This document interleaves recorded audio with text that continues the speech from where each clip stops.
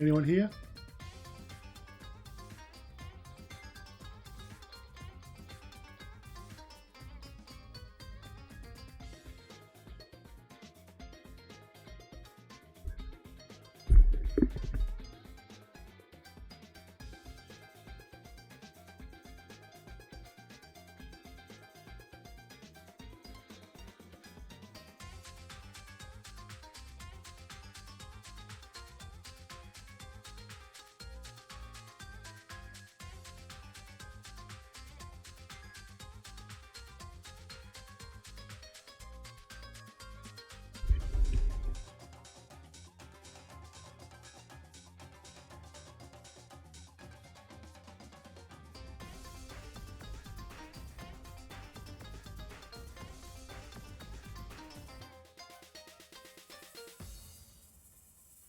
Oh.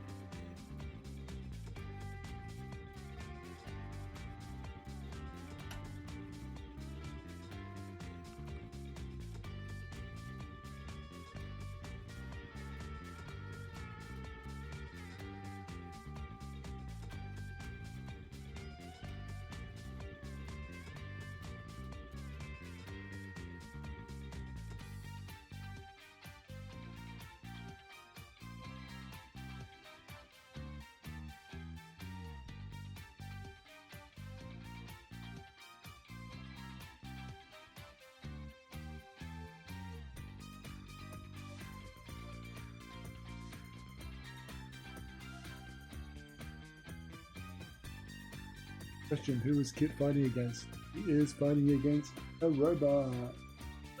That's not very good. He's cool. Give me a sec. I gotta remember the name of him. Blanked out.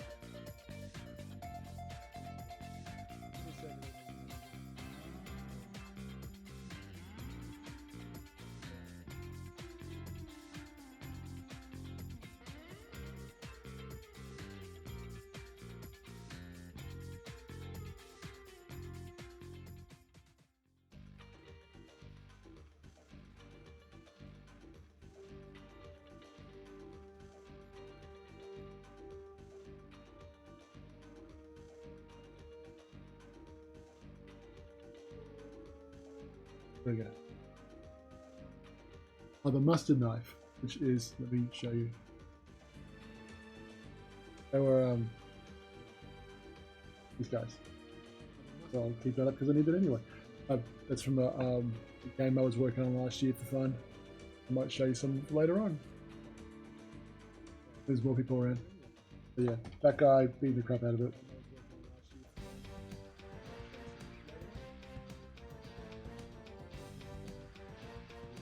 Lots of little crinkly busted up bits coming.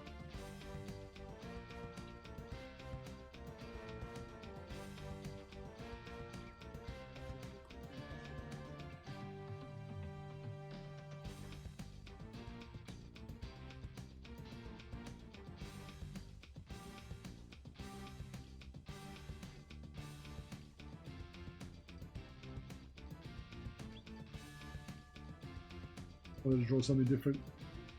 And it's just something different than just kids standing around and looking cool in a costume.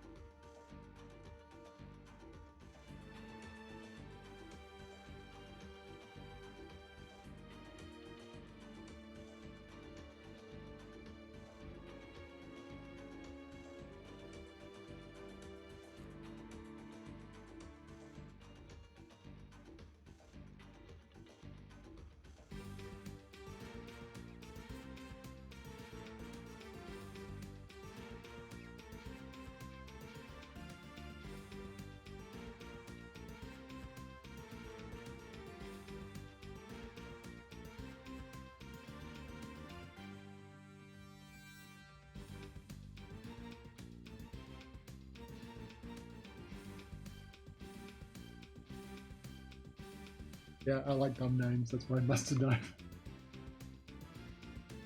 The other one, you love the other one. Oyster Fang, mustard knife. Yeah, I just love stupid names. Oyster Fang, mustard knife. Yeah, I just love stupid names.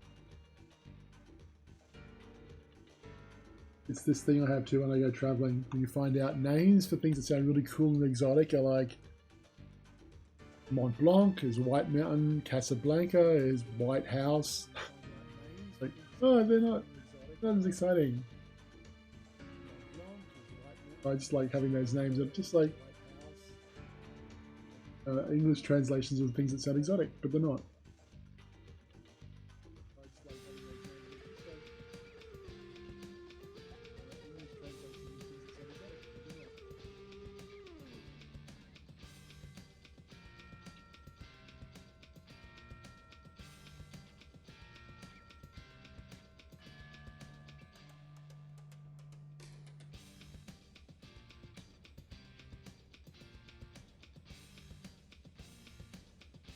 The position this there.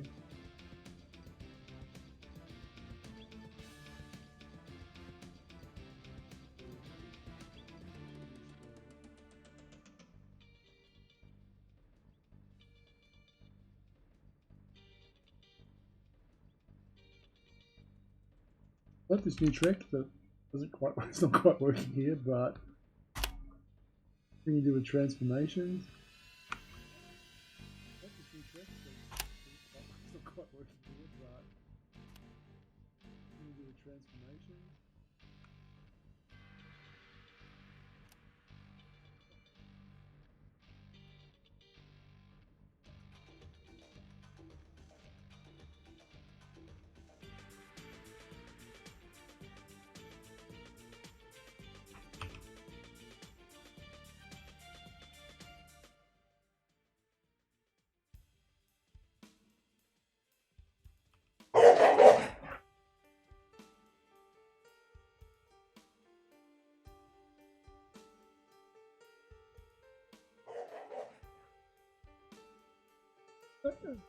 like audio.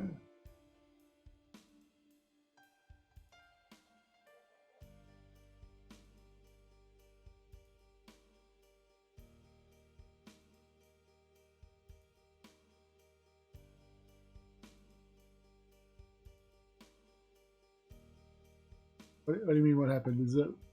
It should still be there, right? I think it's just there's extra audio playing back in here for some reason. I just heard Nikki barking outside, and it was playing back like a couple seconds later. I'm just gonna get delivery, early warning dog, delivery warning thing.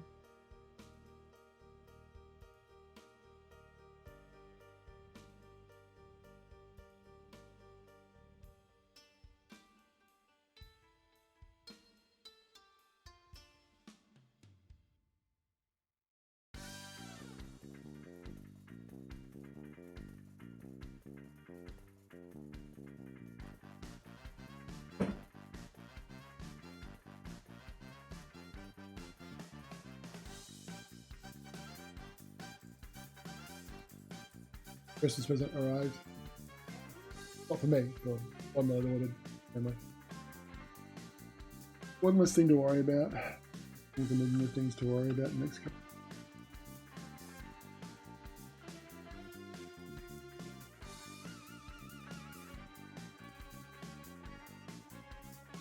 There are tools to do this, but it's just more fun to do it by hand.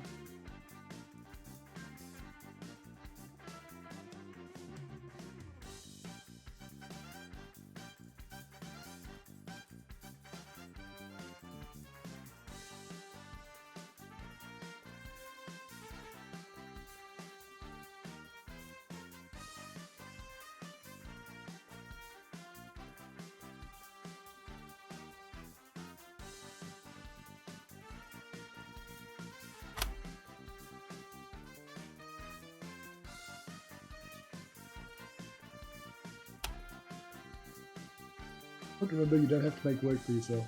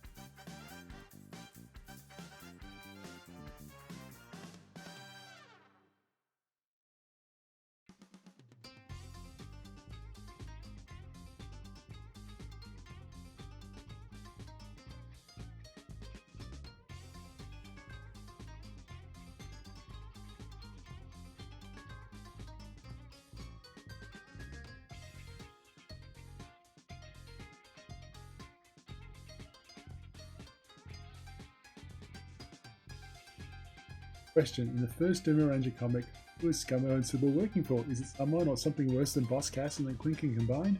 Yes. Or is it? Of course it is. The question.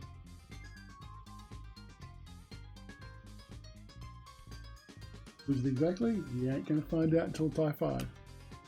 Alright. That said, I don't have a date for Tie 5, but that's the stuff I'm setting up for Tie 5.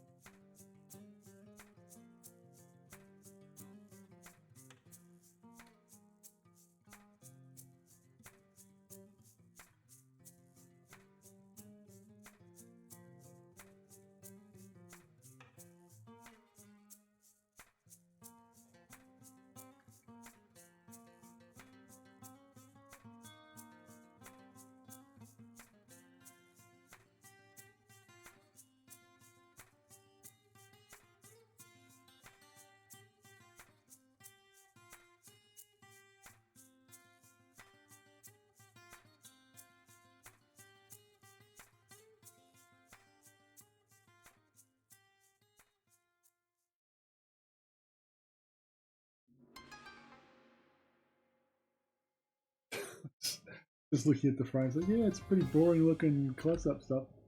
I am zoomed in, but that's how I like to eat.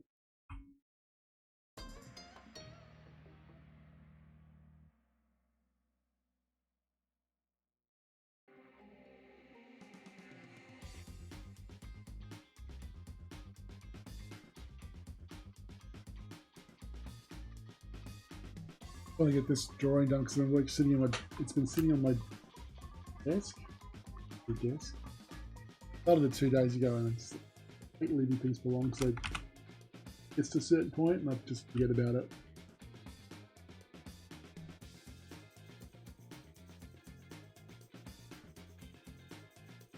And I just thought it'd be really cool to do some like draw bandana frames, I guess.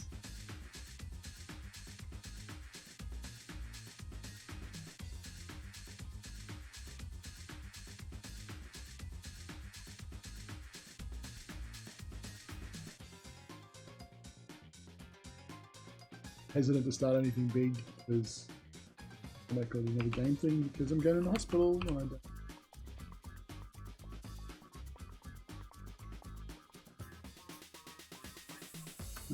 All my keyboard shortcuts. Totally blanked out what the thing is.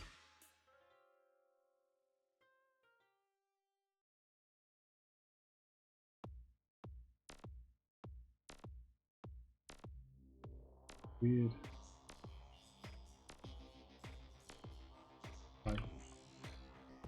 I just totally forgot a keyboard, what the actual keyboard shortcut was that I use all the time for doing the rotating screen. So I just press the button. It's why.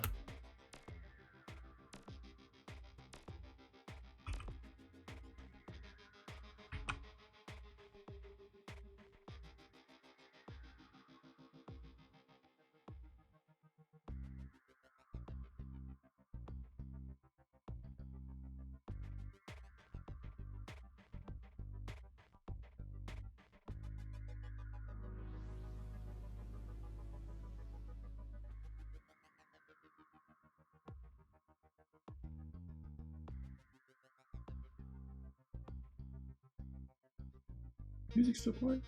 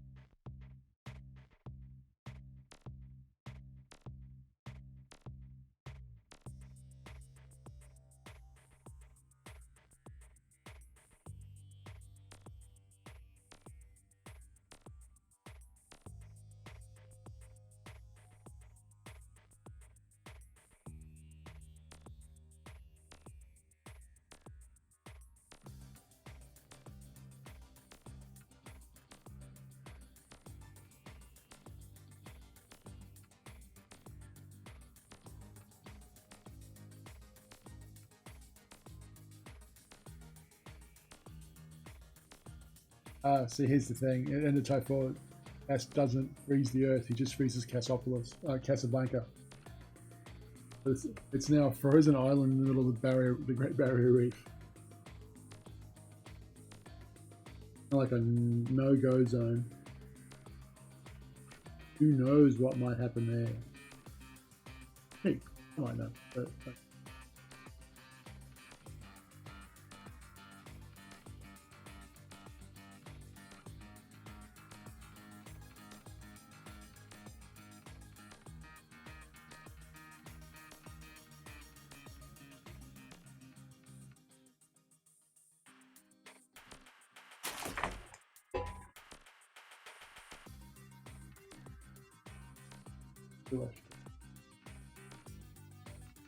I'm just going to change the belt nibs on the Palace.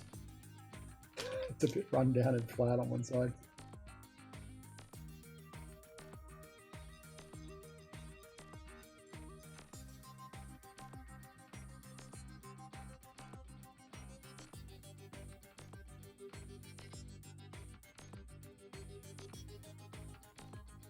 like the feel of these felt nibs as opposed to the normal plastic ones, but they do wear out quicker. More like drawing with a felt pen, like a felt tip pen. Plastic you get in the normal files.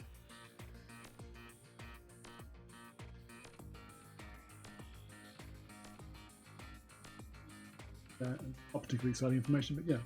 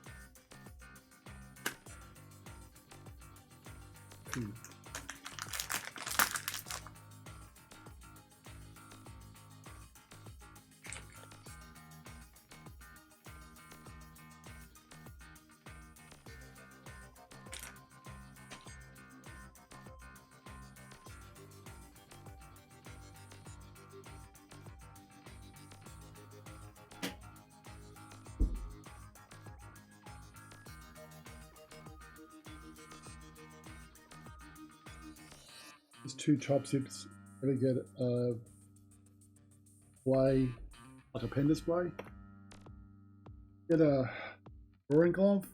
Those lycra bandexy ones the fingers missing because getting oil all over it. And for the oil that does get over it from the other two fingers, 3 fingers, get some screen wipes.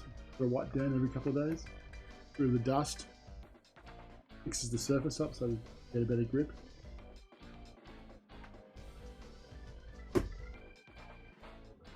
My tip.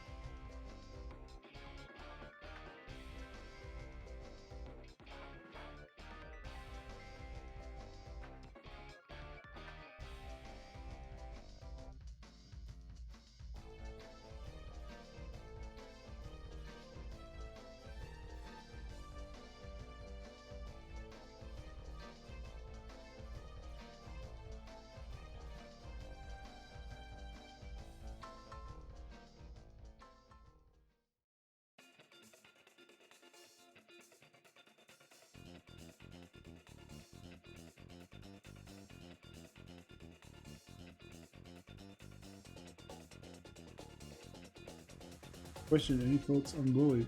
Yeah, it's a good show. Yeah, it's great. It's not for me because I'm a bit older, but yeah, adult stuff and that's pretty good. It's nice seeing all of Brisbane in the background so that they show stuff. It's like, I know that place, I know there, I know there. But yeah, there's actually a few people who work. A few people from Chrome who work down at Ludo doing the animation. There's at least one that I know of. We did stuff on Blade Kitten as well. A really awesome animation, Lisa Hack.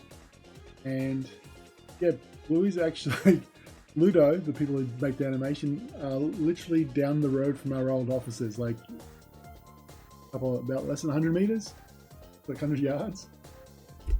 But yeah, that's really cool. But yeah, also I love what they're doing. It's so even more Australian in some ways than Thai, as in like it's current modern urban Australian, and it's just cool to see that stuff. I'm glad it's taken off in a big way.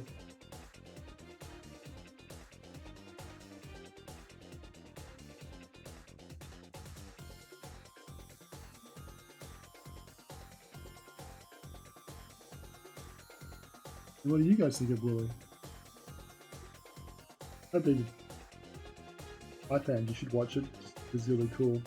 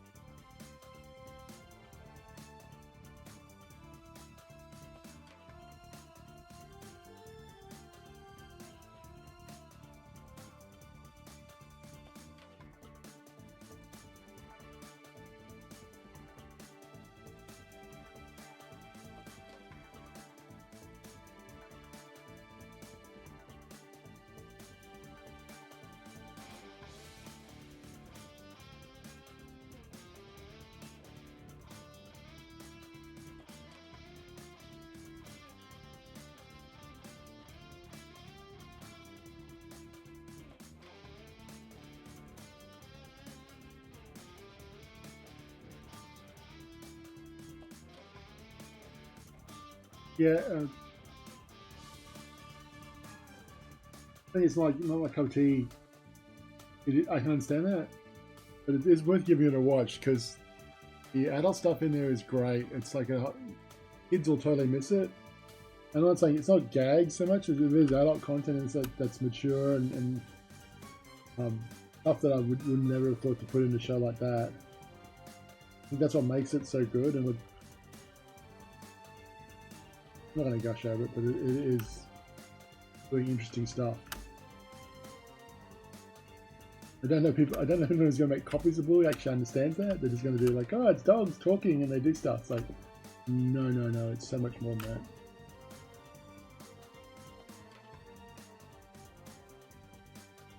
I think that's why so many adults like it. And if your kid loved it, imagine a show that you could watch on an adult level that your kid's going to watch a million times. Because I know that's something a lot of shows out there that aren't interesting as Bluey.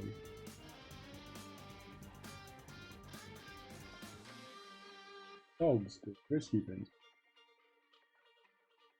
But be mammals. Rescue. Push setting.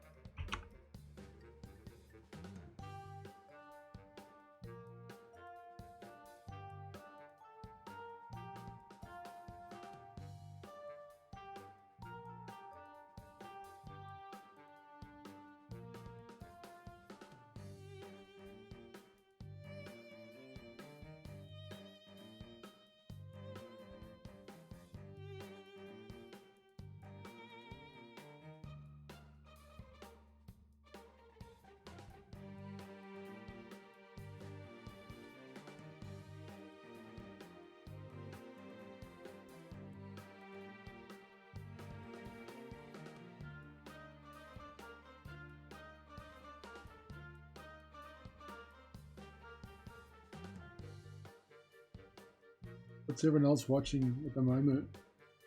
I just watched Scott Pilgrim. Almost finished Scott Pilgrim. It's great. Love it. It's different from the comics and movie. It's not a spoiler. You should know that going in. It's not a copy of the books movie, which makes it great. It's like new Scott Pilgrim without being. That's not right. It's just new Scott Pilgrim. That's the thing. It just reminds me so much of 80s anime like Urusei Yatsura and the original one. That kind of weird, sort of Dr. Slump. All the cool stuff they don't make anymore the same way. Doesn't seem to make it the same way.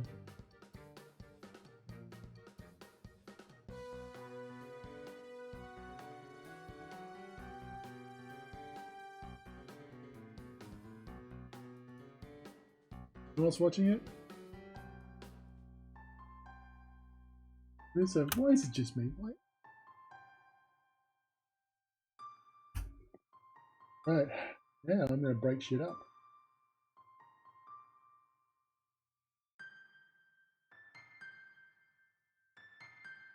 Cool, we got one.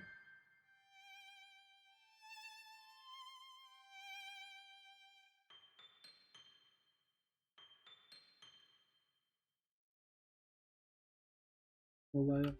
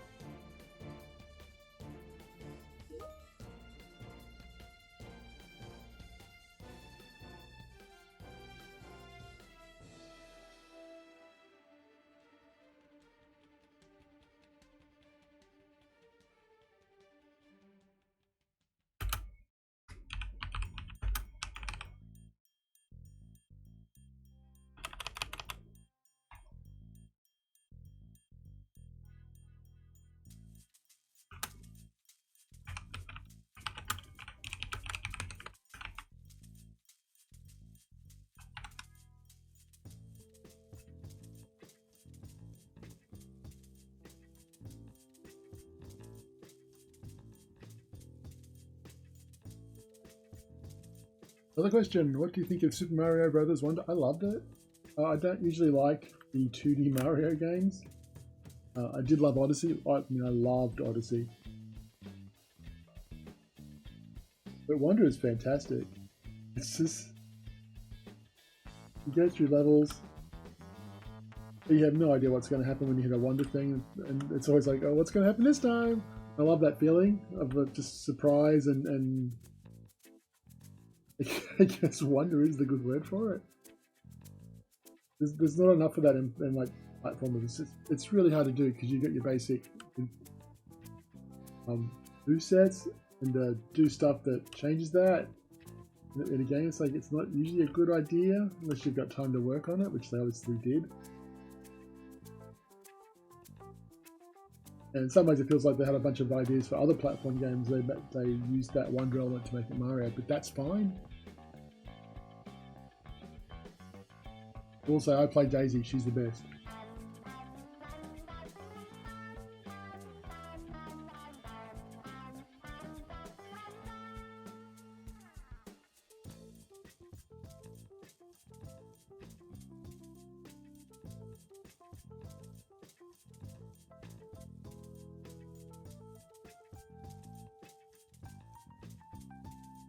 Gee, with all this stuff, it's like, oh, there's a lot of shrapnel. There's not enough shrapnel. What are we going to do, Steve? Oh, maybe we'll just copy it. Flip it. Who knows? You TikTok me?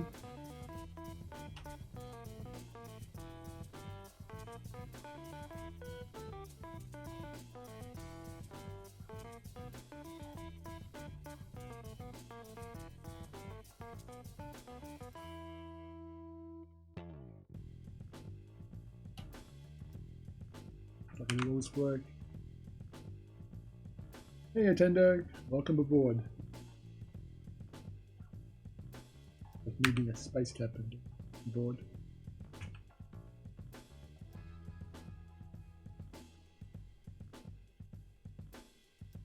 Some big bits in there. I don't want to colour this today. I'm not gonna colour this today. I'm telling you now. Like all these little bits. I just wanted to get this damn thing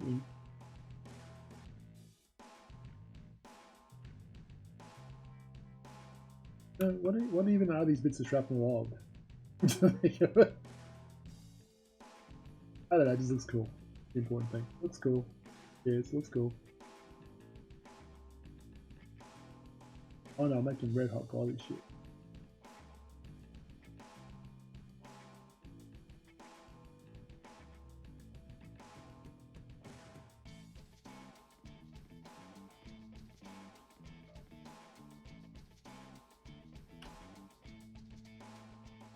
Oh yeah, enough for this.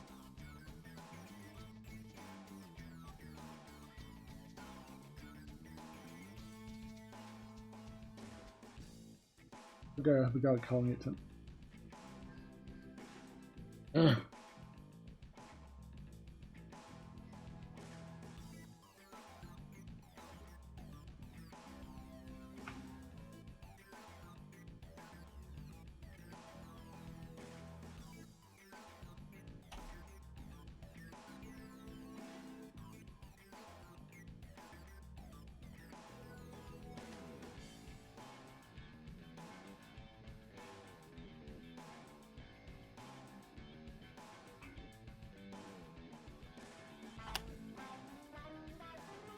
That's good enough. The lines will over when I'm done anyway. Let's go back from work and have lunch. I haven't had lunch yet.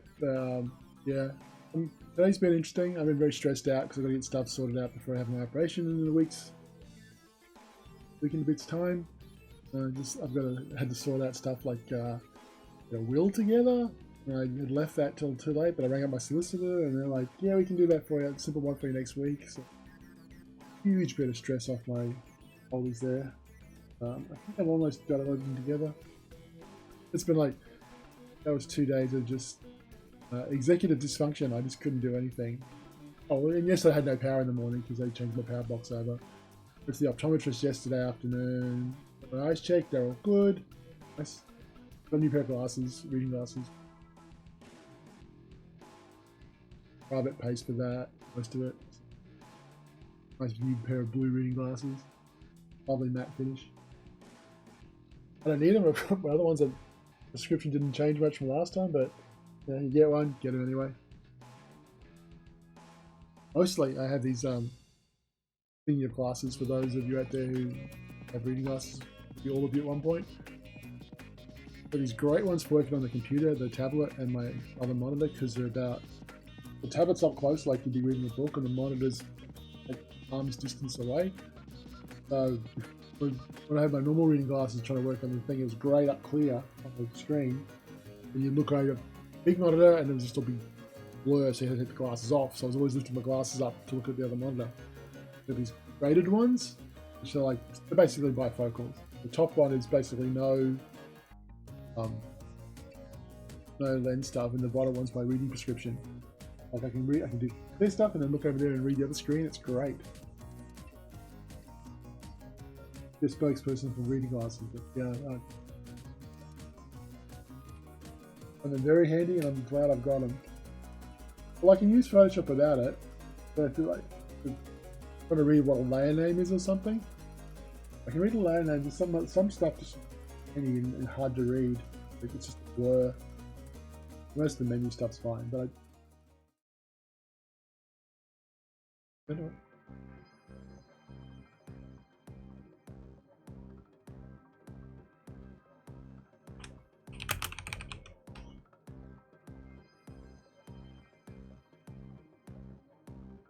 Right, now I'm going to draw my little cartoony thing I wanted to do. And look, avert your eyes. It's just another day.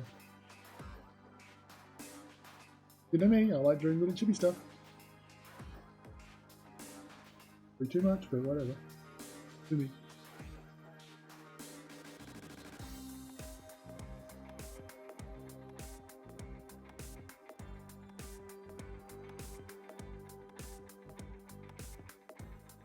So this new brush I'm working with. Just use this pencil one. Kind of nice, but it's get a very good, you know, light and dark. Change the flow. Fix it. I'm trying this other one, taking the texture out of it. A nice, even, flat. I get I go to Specsavers. I go to this an optometrist down the road at the local near the Woolies, and we're going there for years because I went 10 years ago, a bit more than that. I was having problems with my vision. Like I had double vision and stuff. I went to the optometrist there, and he sent me to basically the emergency one. Ophthalmologist at the PA hospital, where they found I had problems with a whole bunch of stuff that I found out. Honestly, it probably saved my life. That's not being dramatic. Because one thing led to another, and I found I had high blood pressure, like really high blood pressure. I went to the hypertension clinic in there, and they took care of me, and I got outpatiented, not outpatiented. They kicked you out. I was doing fine. It was really cool. I've gone from like really high blood pressure to basically normal blood pressure on tablets and stuff. Great. And I saw an endocrinologist there as well, and they were checking my thyroid, and my thyroid had issues. And then I had a thyroid, so basically yeah, nodules waiting for one of my appointments. And then I had an ultrasound, and then a biopsy, and then the biopsy said there was suspicious material, and the technician there said like, yeah, that's usually code for cancer. I went and saw the surgeon. The surgeon booked me in for the thing, and I had my thyroid removed. And yeah, it was cancer. I didn't even know I had it, but I got it before anything bad happened. But I did, yeah, I don't have a thyroid anymore. I don't have parathyroid, which means there's tablets I've got to take every day just to function. But, you know, I'm around. It's really, yeah, just because my eyes were all messed up. My eyes are good now as well. I forgot to add that bit. The ophthalmologist basically, I forgot the word for when they let you out of the clinic. But yeah, I'm out of that as well, so I don't have to go see that. There's no damage from the thyroid stuff, so my eyes are alright. I can see properly again. There's not like double vision like it was. My optometrist said I got 20/20 vision. That was always fun. I'd go to the ophthalmologist and they do the eye test and like, yeah, there's nothing wrong with your eyes individually. Like you've got pilot's sight, but together they're a mess. But yeah, all the stuff that I just found out from going to see an optometrist. Well, I say go to see an optometrist, it was because I'm really having issues. And there was a lot of major things that were wrong with me, which they still are. But yeah, get your eyes checked. It's a good thing to do anyway as you get older, because they are going to go bad. I think I needed reading glasses until a couple of years, about 5 years ago. 47. That was when I needed my first pair of reading glasses. Pretty good. The optometrist was like, yeah, you did pretty good. You know?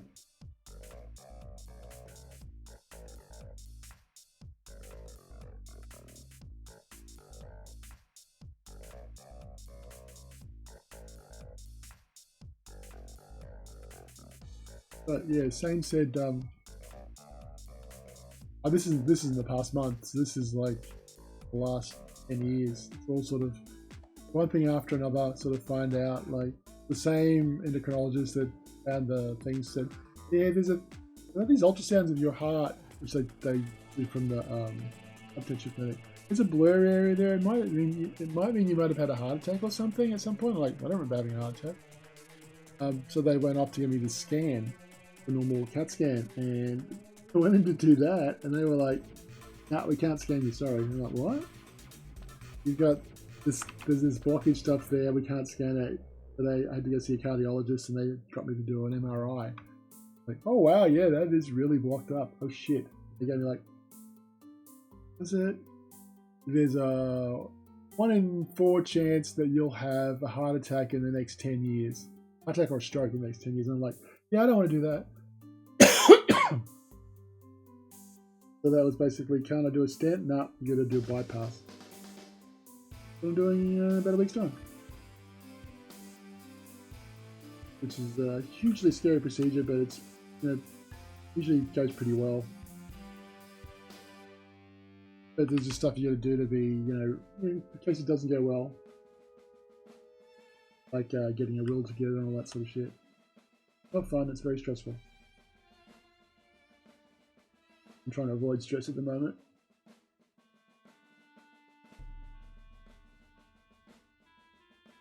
Do I know what happened to the Redback gang? Yeah, they went off into the sun, drove off into the sunset and lived their lives.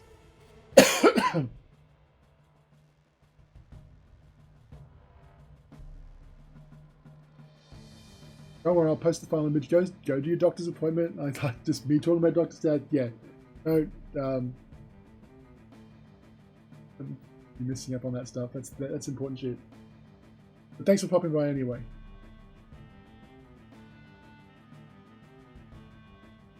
I'm sure the surgery will be a success. Like I said, just making sure stuff's in place. On the off chance it doesn't. Ask around your phone, a lot of people actually had a bypass surgery. It's not some random thing. It's quite a lot of people have had it, especially at my age or a bit older. Older usually. But my deal is I'm trying to get in and get it before I do have anything major, because I had a couple of heart attacks, and then there was, for the last 10 years, it was, not doing great, because once the damage is done, you're not going to get better from it. Whereas if you get this shit done, good. Yeah.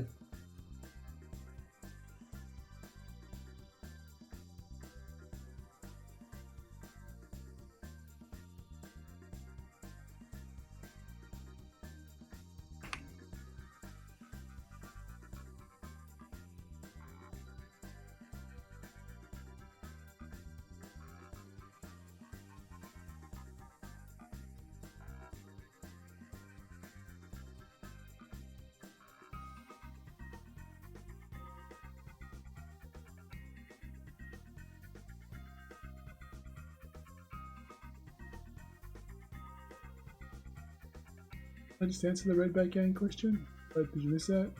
They just drove off into the sunset. Good drink. Talking too much. But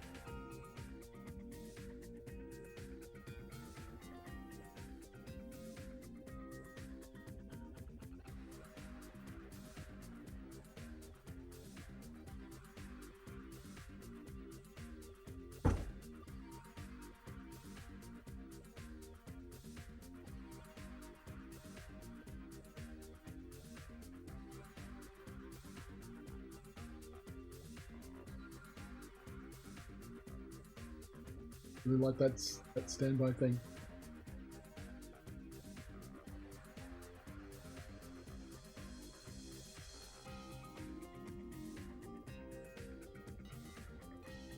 I mean, what? I mean, what happened to the Redback gang? They served their purpose and they're off living their lives to the fullest. I don't know, maybe that became professional stock car racers. Who knows? They're doing Bathurst. When the Australians gonna get that?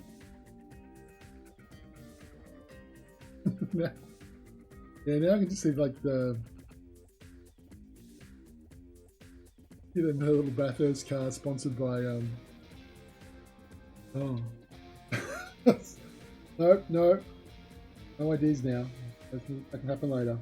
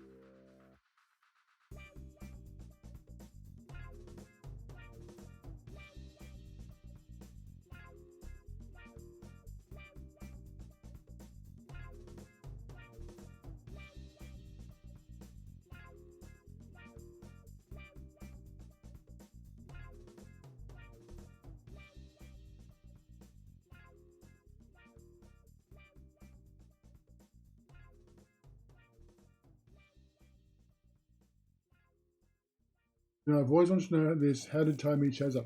I do not know. Honestly.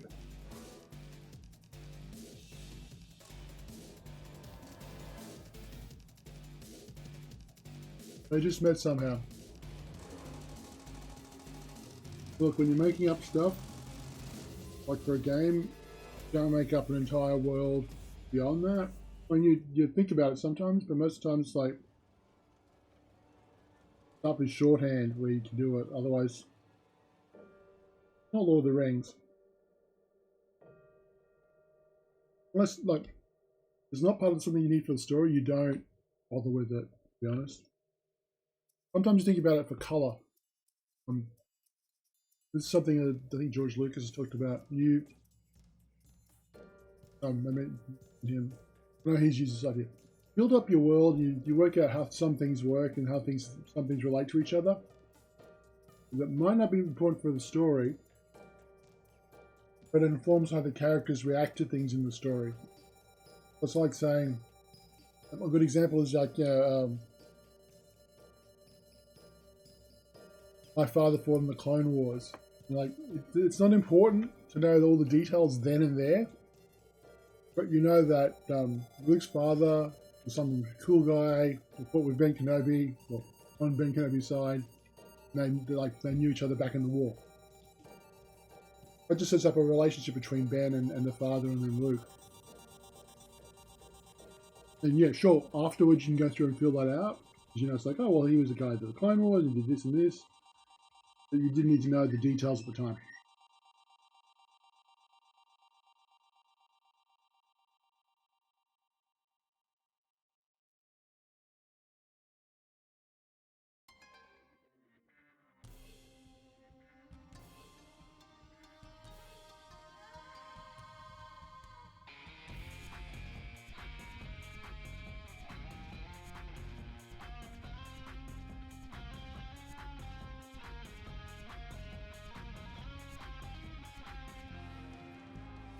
Here's an interesting fact for you, or not to think about.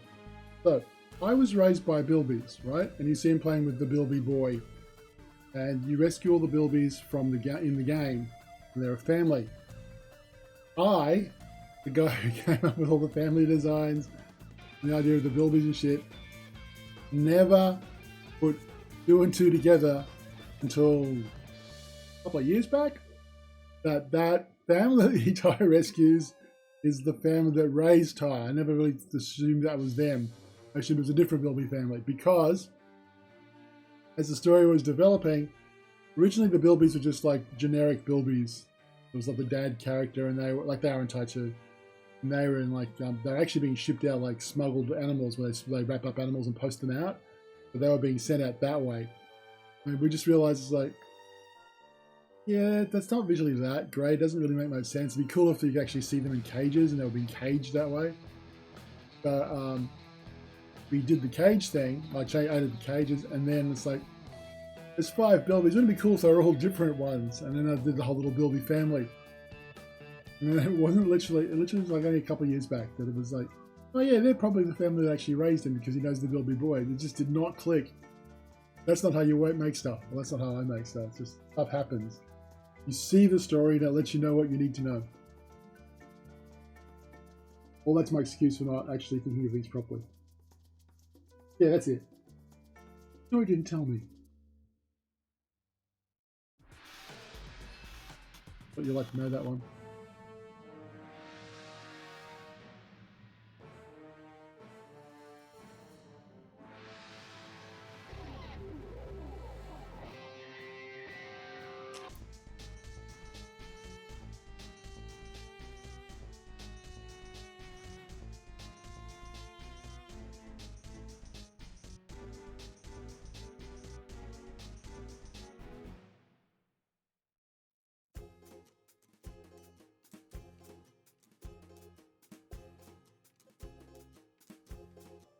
Is it possible for boss casts to come back all thought out?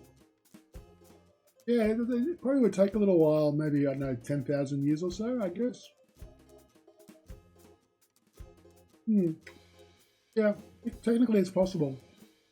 Hint, hint, hint, hint. Only there were time-traveling bug characters in time. Oh well, we'll never know. Will he come back? That's a different story. Somehow Botscast returned.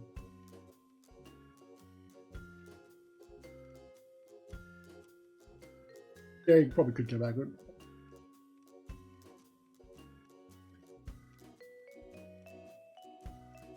I'm sure I'd probably do some sort of bait and switch where you think it's someone else and it turns out to be Botscast. I would pull that, would I?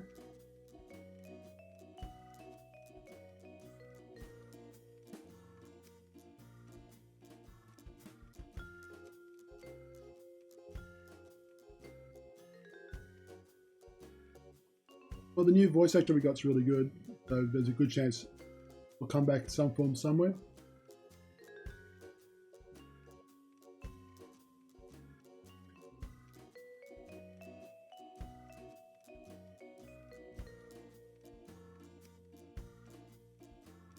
You know, it's specifically frozen for a reason.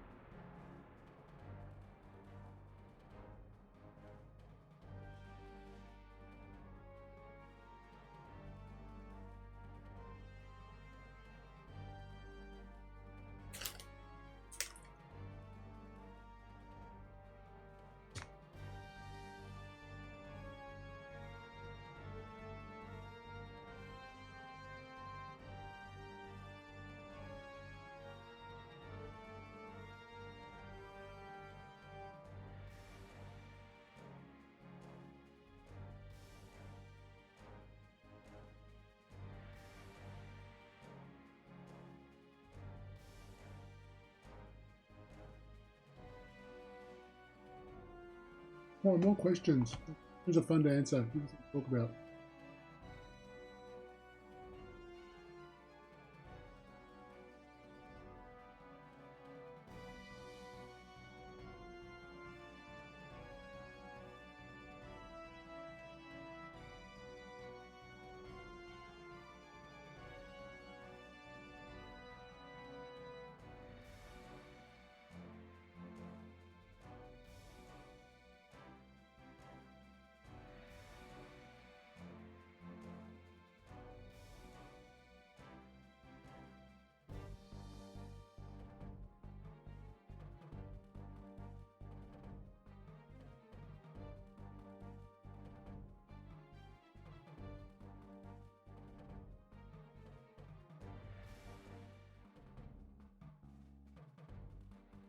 Oh, I've got a question for you guys who are watching.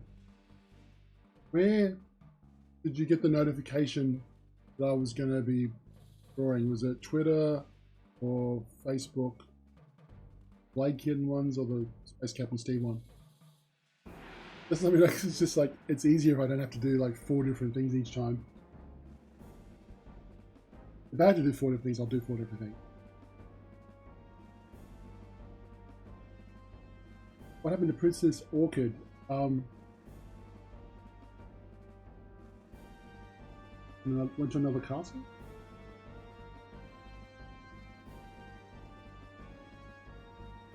Nothing. I don't think we never used to again because we didn't do the visit the lions, marsupial lions, so there was kind of no point.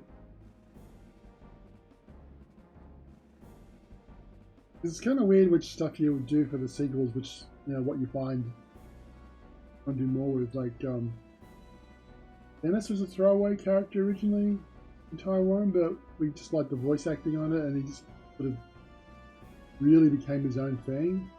So he came back, and we started using him more.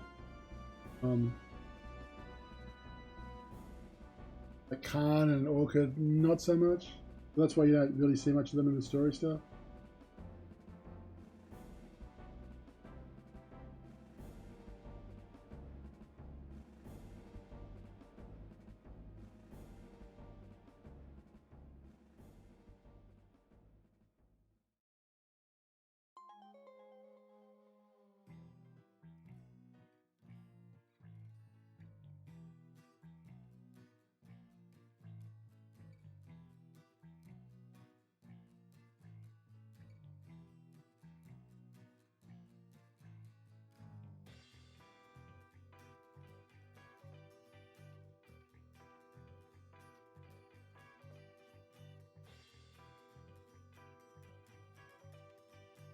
Oh,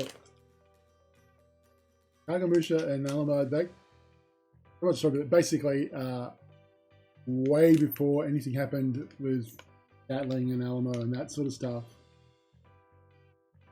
The one inside the mech's been there for a long time. That's why she's all like gnarly, well, sort of gnarly. That happened many months ago in the story. Probably just some deal where, again, this is not detail overly thought out, but I just assumed that, it was like she took a bounty job and basically Kagamusha lied and did some shit. So if you read more of the comics, they've not been published. I've done more where he does stuff and you find out what happens. There's a big rescue of Kit that was planned. I haven't got around to doing that. Will there be a Blade Kitten 2 someday? I hope so. Got plans for it. Actually, no. Technically, it's episode 3 of Blade Kitten 2. Probably be like him 2 next. We have to be right the engine. I'm eating lunch as well.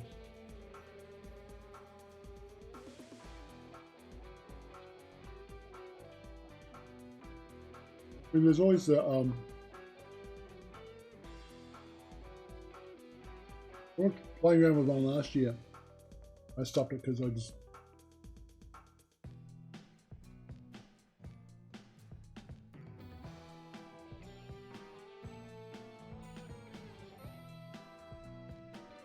let me show you what it looked like.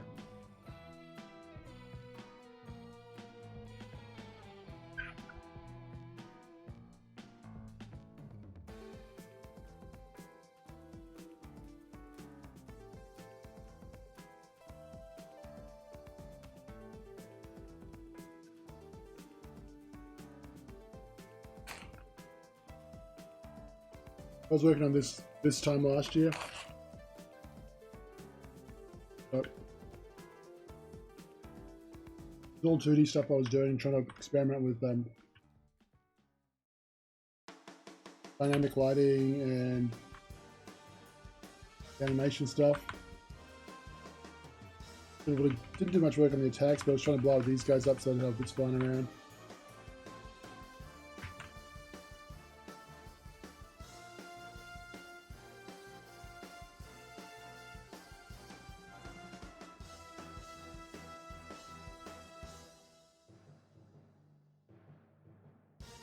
Then you can change costumes.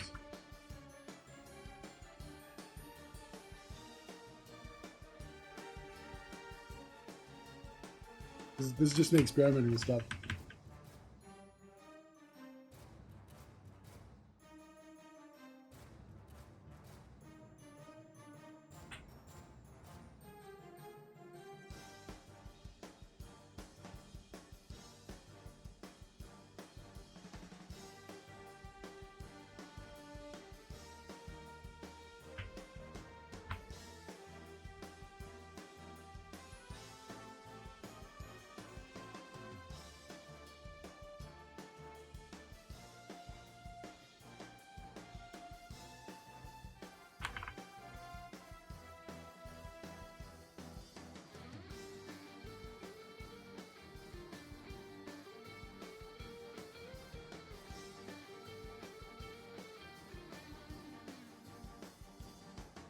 Oh, the blades changed too.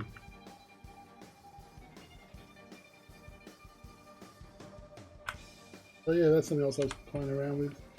I might go back and start again on it. I did learn a bit of stuff.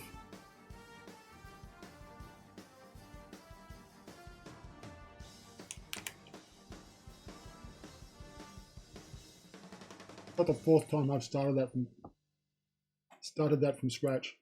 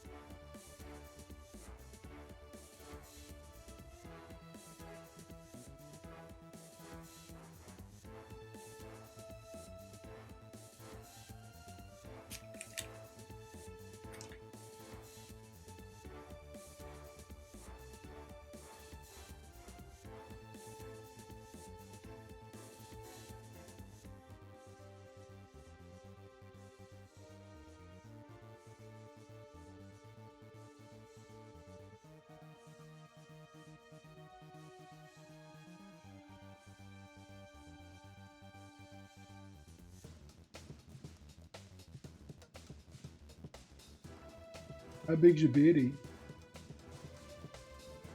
Got a lot of had a water dragon in the backyard years back. A lot of because there's like a lot of creeks down this way that it was about 1.5 long, a nice long tail. And there's a pub down the road, the local place, right on the creek, and they just have large water dragons walking through the place. Great, that's why I love going down there. And I've got my big blue tongue in the background, at the back. A big one and a smaller one. The big one's quite old by the looks of it, but the small one wanders around. I got to keep Mickey away from them. They'll go out there and sit there and just stare at it. Wow. Does it ever puff up at you still, or is it like, does it know you now? Like as the source of its food.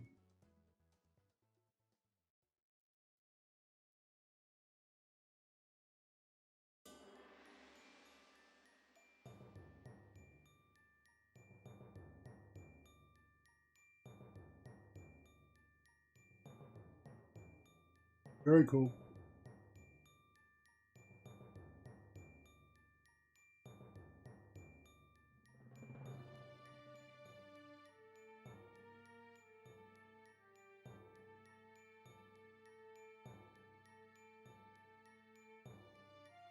What's Juno's or June Zero backstory? She's a sexy dancing robot girl. Literally, I think she almost predates Blade Kitten. It was a joke I used to have.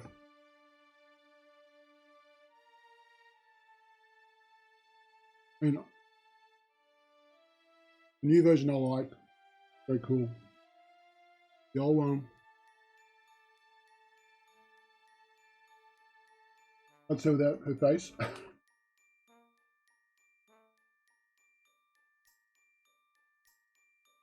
One with the face is better. Let me find the old art for it. Got it somewhere.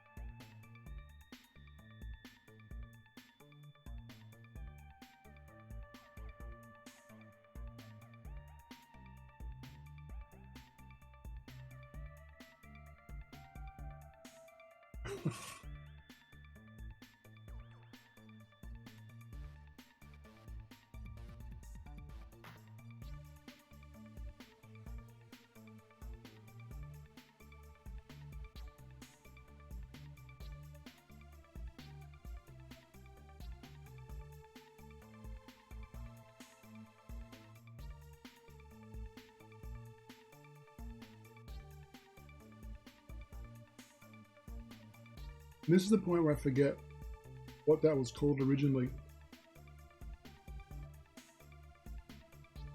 Oh, good boy. Meg. That's it. Meg. I think the name started off as Meg. Check this out. This is...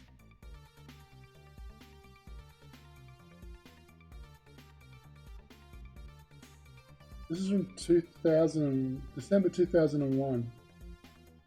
Playing around with ideas for the character.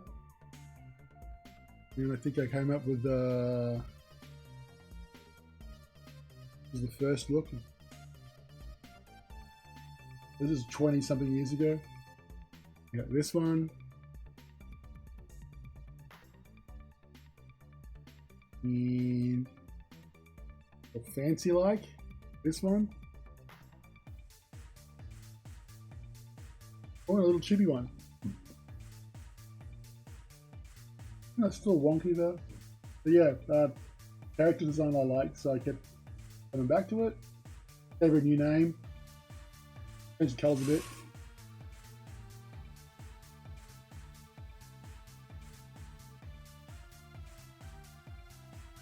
Put in I'm planning to put into a Blade Kitten comic. Got one I'm supposed to be working on for like the last couple of years. I haven't touched it. Get back to it. Yeah. It's my sexy dancing robot girl.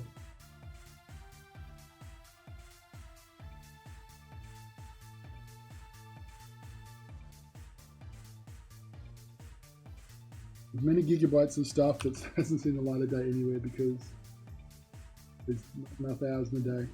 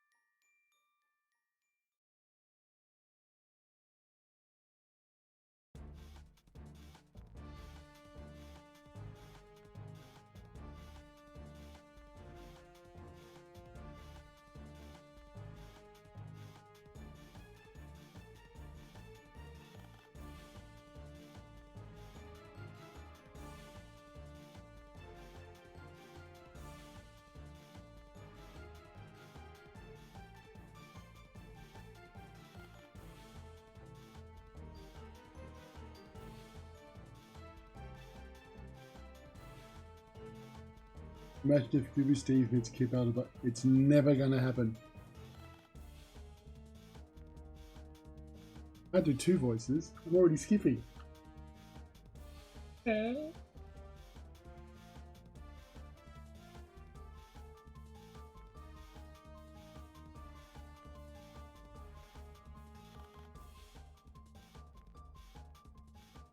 Fun fact: if he got his line from the Fishman and Wind Waker.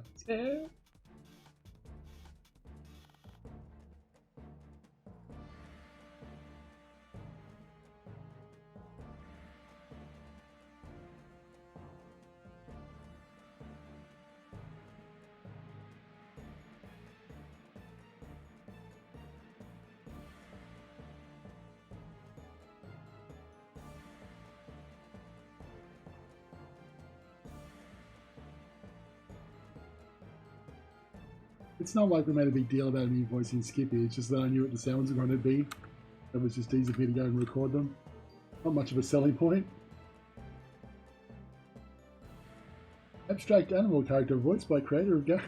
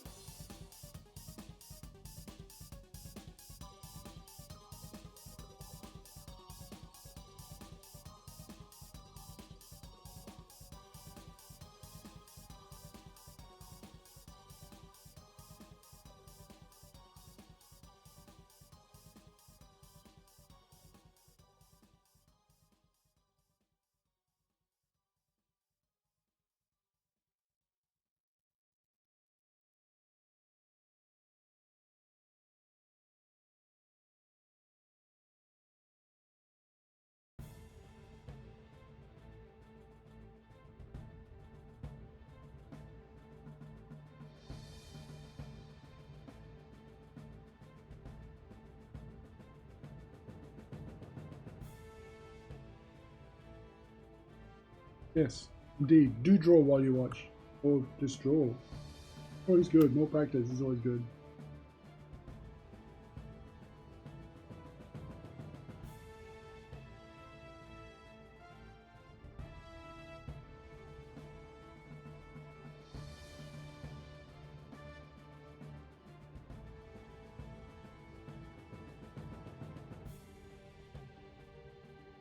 Really should set this up so it records the chat.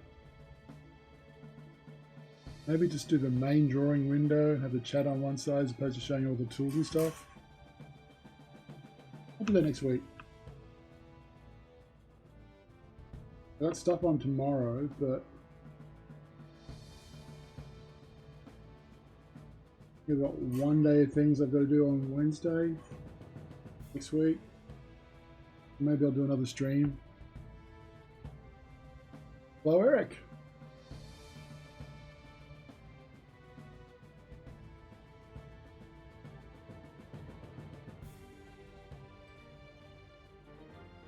I'd like to do another stream before I go in the hospital. Cool.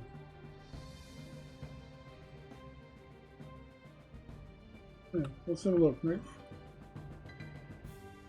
Yeah, I might change the setup so I've got this, the chat window on the sides. People can follow along. They watch it later now that I'm actually saving them. I might even get my camera set up. I'm going to green screen it back of the room. Hit behind me, visually. I'm going to put something up there so it doesn't look terrible. Just because I want to look professional. It might be fun to do a video one.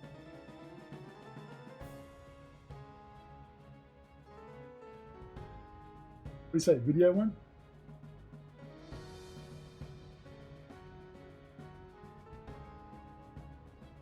Like and subscribe. Alright, it's just a joke.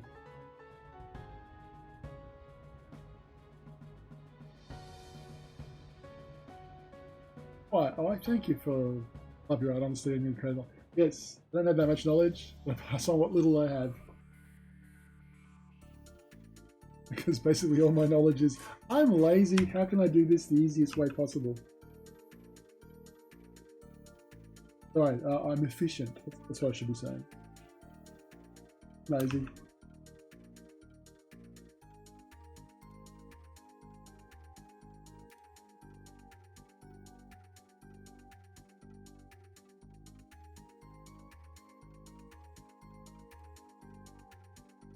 Like I say, you don't have to make you work hard for yourself. Hard enough just doing stuff.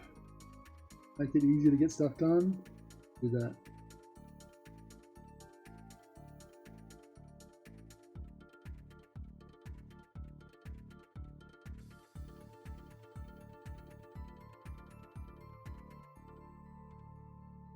Sausage fingers. Crazy.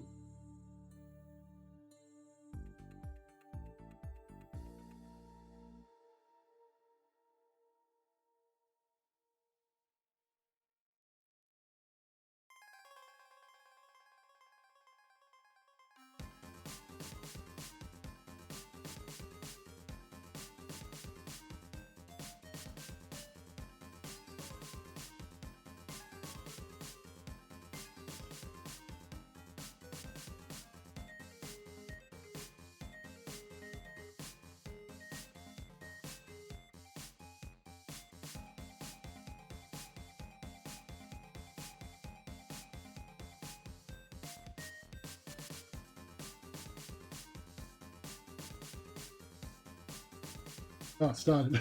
I was just looking at the board going, board, do you not like it? No, that's cool if you're making a game. That's all. That's how I started. A friend and I just got together. We were like, we're going to make a game. And I just found this cool Amiga thing package called Amos, which was a basically like Game Creator or Construct or Godot, that kind of engine sort of thing. Really simple to use. And we started doing a platformer game, and then we did. Now I'd say we pivoted to graphic adventure, but yeah, just get there and do stuff. It's really there's no one stopping you. Like, yeah, finding a publisher is hard, but even now, if you can get most of the game made, go for it. I'm proud of you. You want to, friends, go for it. Do the work. Uh, it might not hit off and make lots of money straight away. It might. That's the funny thing about making games. Like, there's a lot of randomness in it.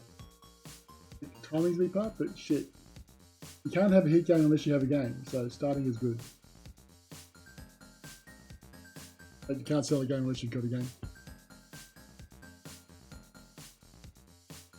Ooh, nice.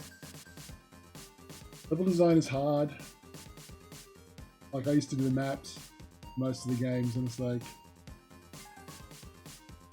trying to work out the scale, trying to work out a good way of running around so it's not doing things so you don't have to backtrack.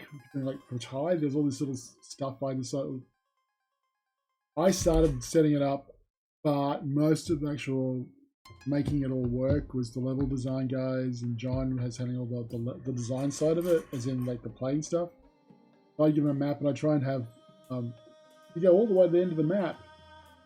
You don't want to have to backtrack all the way, so we try and work things out so they loop back, so that once you finish the part of a level and do the thing, you could basically like, oh, I'm back at a nice easy main part of the level. But that said, that's a lot harder than you think it is. Oh, that'll be easy. We'll just have levels go back and loop. It's like, I gotta put this in here, put that in there. It's a fun challenge. For at least one game. So that's like, yeah, you can do the maps. I don't care anymore. Someone else would go at it.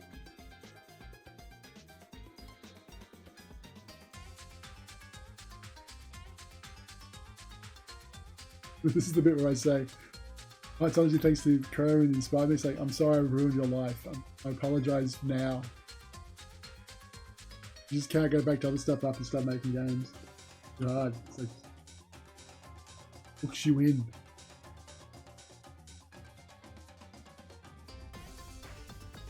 Isn't she cute? It's an arm, but I probably put way too much. I need those bits.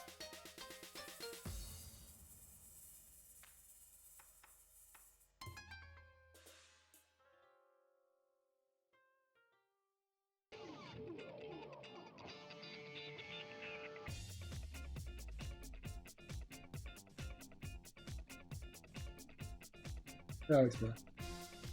Should I color this?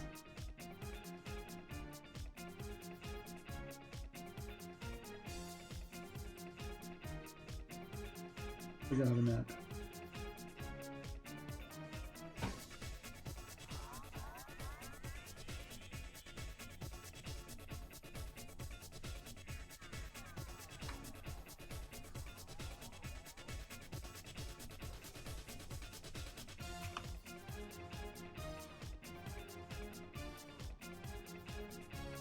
There you go, this is me being lazy.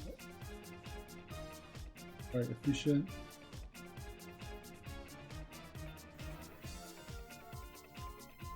I'm going to chunkier outline, but I don't want to draw it. So I add the two layers into the group, so I've got the color layer and the outline. Made the outline basically its own thing instead of a mask. So, chunky outline, high rounded.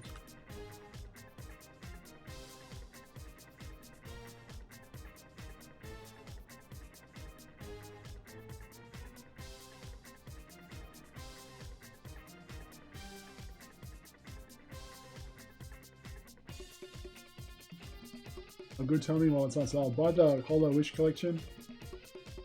It's got episode 2. And there's comics in there as well. In your install directory, it's like a big chunk of all the comics.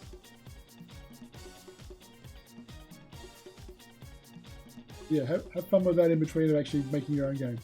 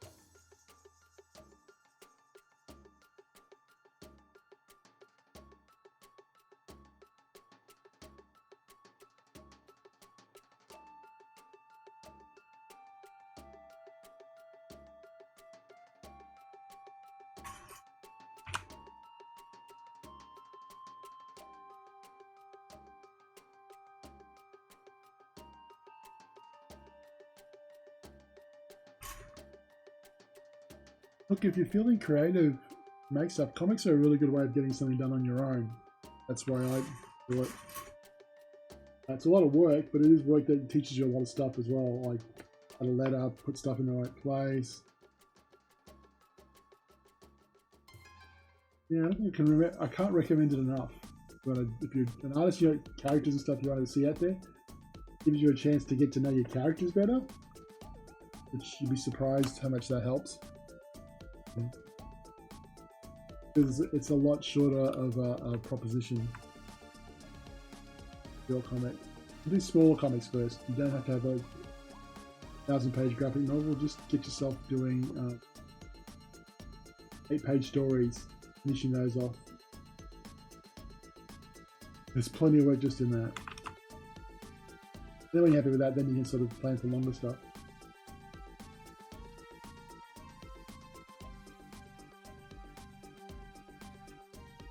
And I started out, I did actually work in comics in America for a little bit, not major comics or anything like that, but the Captain Harlock. After that, I worked as an assistant on some an Alan Moore thing of all things. From hell, did backgrounds on that for a bit. One issue it was like, "Hey Steve, I need some help with stuff. We're actually traveling.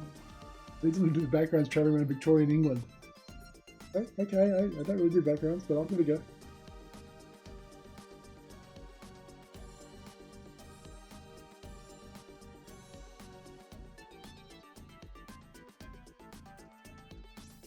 Aren't you working on a game as well besides Blade Kitten? Yeah, look, I'm doing a lot of stuff. Here's the deal. My work day is, at the moment, previously it was Type 4 when I was doing all the cutscenes and stuff on that. Now that that's out the way, we're finishing off some stuff on the PC update for that. When I get back from my operation, the plan is to do a Kickstarter for Blade Kitten and see if we get enough response to fund the Switch version, which would be awesome. Really belongs on us like the Switch. And then, yeah, so my day job will be Blade Kitten next year, which is nice. Or at least for a couple of months while we do the Kickstarter. And hopefully a bit longer after that when we do the Switch game. There's the little buttons I can say, yeah, that's nice. Oh yeah, I can do it. There we go. Yeah, I forgot I got emojis here. Look at that. Sorry. Ada Kadash. You little blanket. It's blanket emojis. What about all this shit?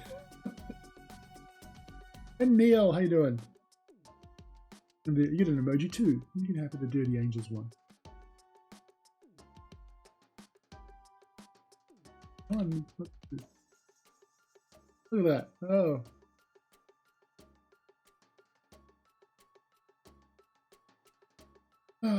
People showed up. Sorry for trying out comics. I got idea. Yes, do comics. Neil will back me up. He's done a lot of comics. Like, just a great way of telling your story and doing your character stuff. I keep saying that, but I mean, like, it's you get out of your head if you do a comic. Even if it's not a great comic, I'm pretty bad comics. Like, just getting it out there, it's like, oh, here's a little story and some action. Yeah, I've got to finish off my Run Club story I've been working on. I've got 8 pages of that, most penciled, but I'm not in any hurry. What I was getting back to my story was that, yeah, I'm doing all this stuff. It's my day job, Blade Kitten at the moment. My not day job is whatever I feel like at the moment. So some days it'll be like, I'm going to work on some inventory stuff for Gunnel. It's not Gunwale, it's Gunnel. The top of the boat. It's Gunnel Regis. Just like the thing it's Gunwale. The spelling, I like that one. Oh, yeah, Tendo. For that game, like that, I do little bits when I feel like thinking. Oh, excuse me. Like when I've got some cool ideas, I'll do some stuff like. So I wanted to be cool for the inventory. I was going to do like a Tetris style inventory Tetris, and I thought of playing with this, where you could They have the bins, and you can just drop stuff into the bins using physics, or yeah, whatever you're storing. And then I can have I can do things like the boat could be rocking, and the physics will take care of that. But I can do shit. I love having like engines with drag and drop. So let's put it up here. Move these around. Rotations and stuff. And like, yeah, I could do like hoppers, and I can do all this cool shit. That was just an idea I had for the inventory. It wasn't part of the original plan, but I play around with stuff like that. That was one morning I got up, like, I had this idea last night. There's another one, and there was the other version of it, which was. Is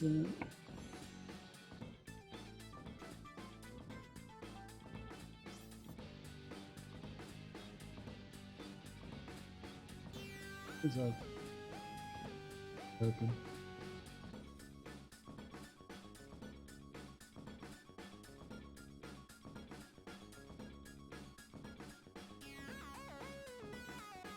Physics inventory. Really?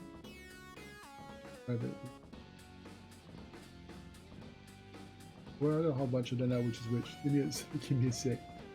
In the 30?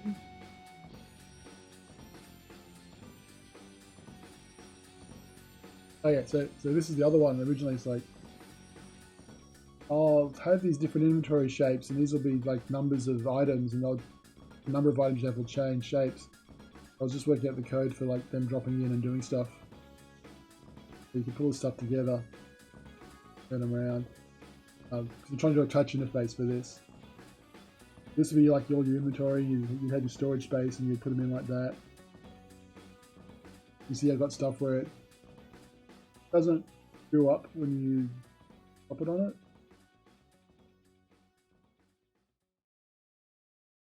That one works kind of good. I think there's also a 3D one.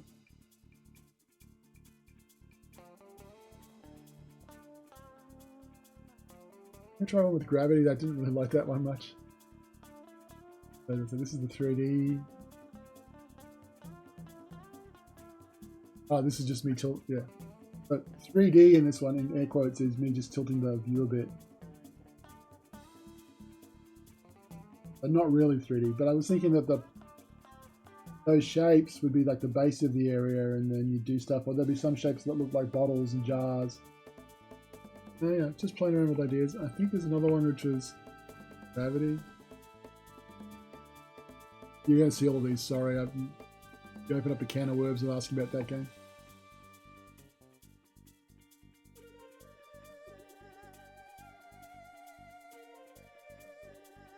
Oh no, gravity doesn't do anything. That one off. But yeah, this is what it's looking like at the moment. I'll show you the.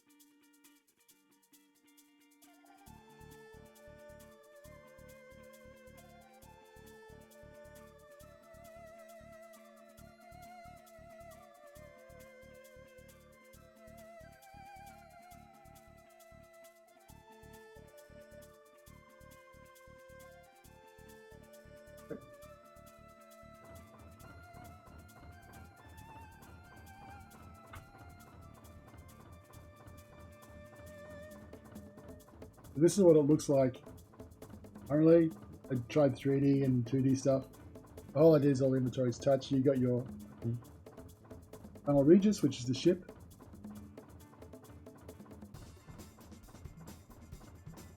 These little birds, really cool. Putting them in. They're just like little sprites that move randomly, different random speeds. This is the test thing. One's go across the top yet? Anyway, so you've got your throttle, lots of stuff on the side. You've got reverse, forward. Oh, this is the one with the old wake. That's it. So you got your speed, little toots.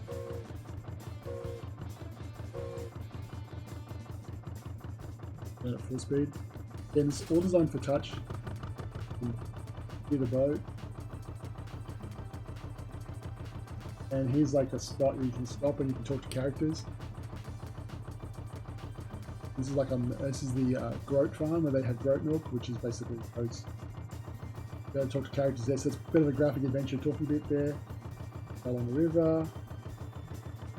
Chucking all this cool out of the worldy stuff. I say river, it's really a canal. But don't mind the edge of that. We're working all the. This is Northern Lakes. The Black Nest Castle is. These are all the like boats around here in the lake.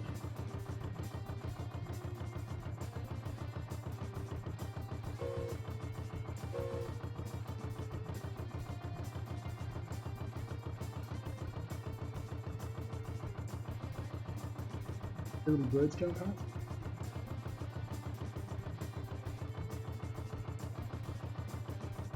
Parallax on the ridge. Yeah, I'm just, like I say, just playing around with stuff, experimenting.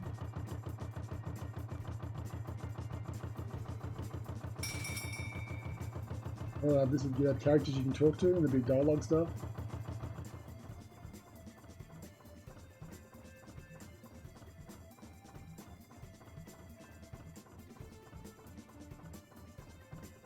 Very quick on. That's broken? Yes, that's what I'm working on as a game. There is a newer version of it, but it's actually got less stuff because I'm trying to make it run better on new stuff. Because yeah, even I'm running on a cheap tablet, it does not run that great. I'm going to backtrack and read all the comments you guys made. One main comment, I've got to draw my stories. Yeah, well, you can write a comic. You prefer working in 3D or 2D? 2D. When 3D stuff first started happening in computer games back in the mid-90s, I jumped on that because that was new and no one really did anything. We did a bunch of stuff. But yeah, back in the days when it was basically Quake, I don't know, 3D stuff, and we were doing graphic adventure sort of thing where we had the 3D animated characters in a 3D environment and you could run around it like Legend Mario 64.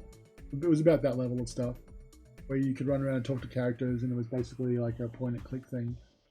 This is just 3 guys doing it in Brisbane.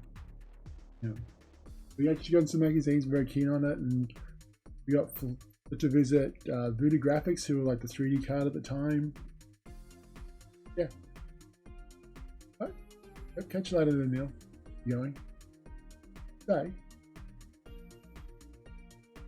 So, yeah. Just make stuff. Make what you want. No, that's what I do. I'm not getting paid for doing any of this other stuff. I just do what I feel like when I feel like it. So I got a comic I'm working on. I got a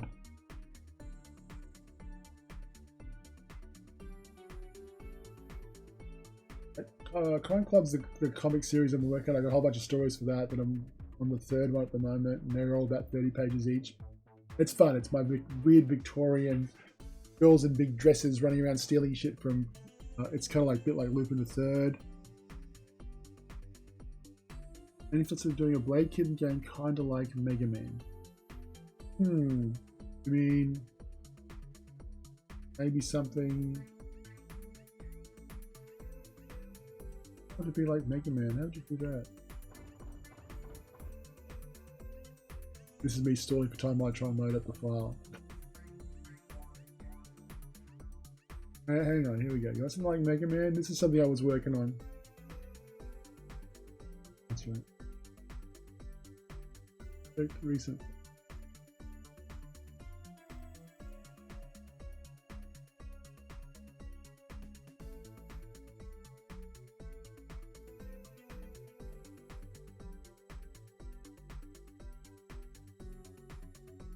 A Blade Kitten a bit like Mega Man would be this.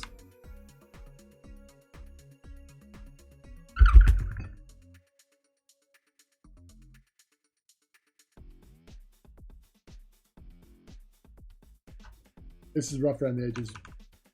It's just me playing around with again, just experimenting with stuff. I need to do stuff, animations that blend together.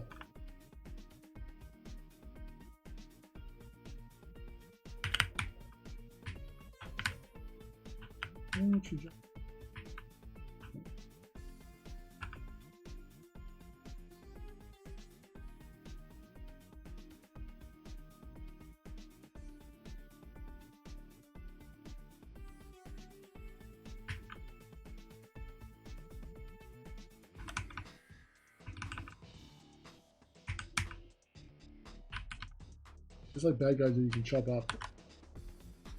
Their armor flies off.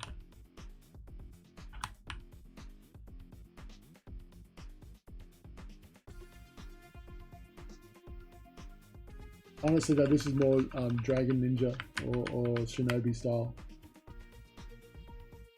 Rolling Thunder, that sort of games.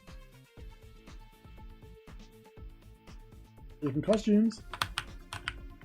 That stupid bug where she gets stuck when you get hit. Dynamic lighting. I don't know how to do that, that was fun. Not really dynamic lighting, it's... Hey pro kit, best kit ever. And that's my biker kit look. Biker kit without helmet. Or helmet kit. You know? Just playing with like doing skins. Yeah, so that's me doing a Mega Man style blade kitten.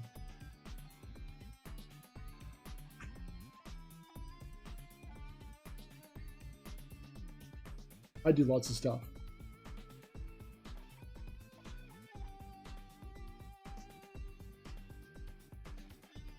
Yeah, I was posting it as I went, but I haven't done anything in like, it's been a year because I mostly doing Thai stuff. I'd be doing Thai work and cutscenes on that, and then I wouldn't feel like drawing and stuff at night. And I had like a couple of months where I was, honestly, I didn't feel like doing anything. That weird mental, don't feel like it. I mean, everyone gets like that when you're doing stuff. Annoying. Especially when you want to do something. It's like, I feel like...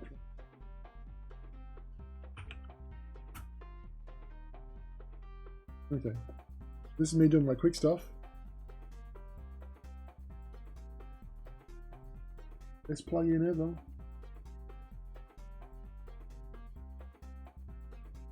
Boom! Build. Adapter. See?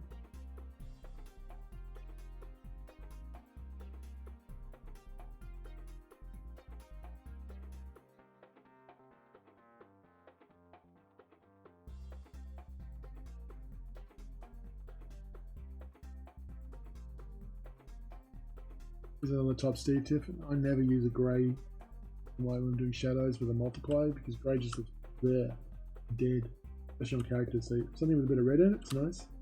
Or if you're lighting it, like go with the colored light, so a blue shadow if you want nighttime stuff. Like I'd use this blue, that would be my nighttime color. I'd never use that grey because right, it just doesn't look exciting. Also like really bland. The difference. There's just more life in it if you don't do your grey shadows. That's my art lesson for today. That's about as deep as it gets for me, to be honest.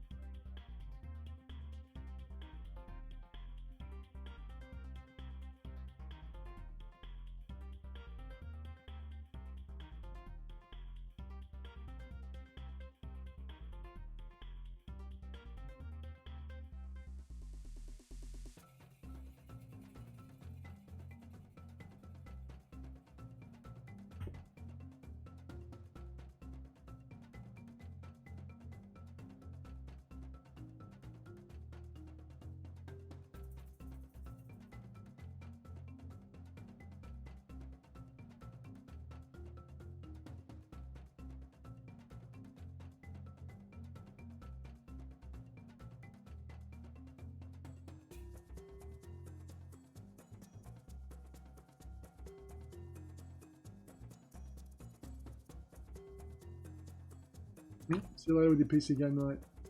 What made me want to be a game designer? I didn't want to be a game designer. I just wanted to design characters and stuff. Like, I didn't really want to draw comics, but because I was designing all these characters, they kept saying you should do comics. And when I started doing it, it's like, oh yeah, this is really fun. Because it was just a way of like putting your characters into stories and situations. I mean, my first love was just sitting down and designing shit. Designing characters or vehicles or just tech, anything. I love that. And the game design part of it is just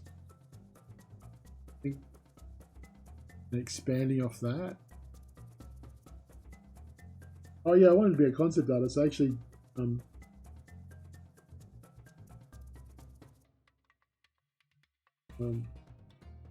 '91, I worked on a movie called Fortress.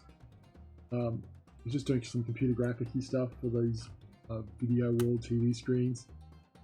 But yeah, talking to the one of the concept artists on that, actually worked on Aliens and Bill and Ted and Super Mario Brothers, the first one.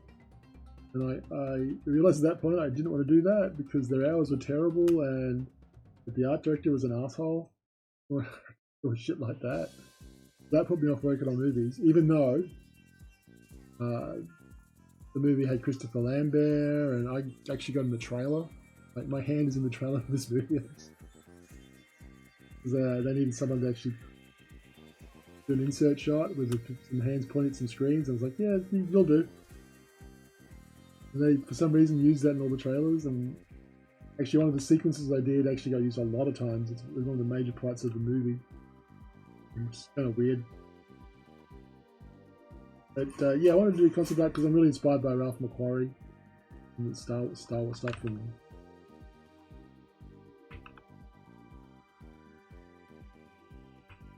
But yeah, when I learned when I was doing comics is that I didn't have to answer to asshole art directors that I didn't like or do stuff, so I could do my own shit. But that was much more fun, so I decided to do that. And the game stuff grew out of, hey, this game stuff's like doing comics, but it's doing games, and I like games because I had a computer since I was, what was it, 1982? Christmas 82? Yeah, Christmas in grade 8, I got my first computer. Have I thought about making anime? Yeah, of course I have. I studied animation in art college. But I know that when it comes to animation, I'm very again, this is me talking, I'm lazy, I'm honest with myself. A lot of work to do animation, and I just did not want to put the effort into it at that point. Not the way we were doing it. I got into, here's the deal. So when I was doing my third year film, I was doing it on an Amiga, because Deluxe Paint, we just got an animation package. So I was trying to do that. I've got some animes from that somewhere, some shit that I did back in 1989. Yeah, it would have been 89. Earlier. I think. Let me see if I've got any of this stuff. I copied it across to somebody to use. I'll find it later. There's a little short film thing. I think it's 5 minutes of computer animation. And I felt because it didn't have any audio. Fair enough, I agreed to that. But I thought, through this, they didn't teach me any of this stuff. I taught myself all this 3D stuff. There's not 3D. The 2D animation stuff on computer. It's like, I'm going to go off and do this. And I was getting like some work in comics at the same time. But not enough to pay to actually do that. Yeah, so I just fell into stuff because I didn't like stuff being too much work. That's what it's all about. Damn it.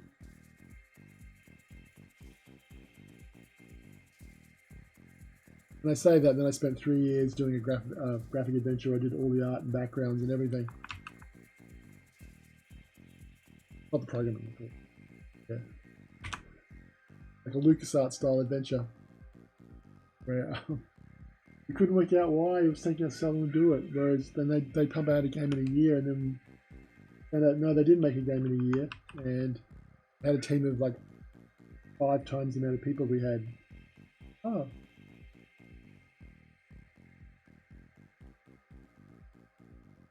Oh yeah, I actually released a game up against LucasArts and we got trashed because we didn't have the budget and all the cool stuff they had. Yeah, was it 20 years later? I'm doing a Star Wars game for LucasArts. So that was irony. Bits. I'm done for the day, I think. TV.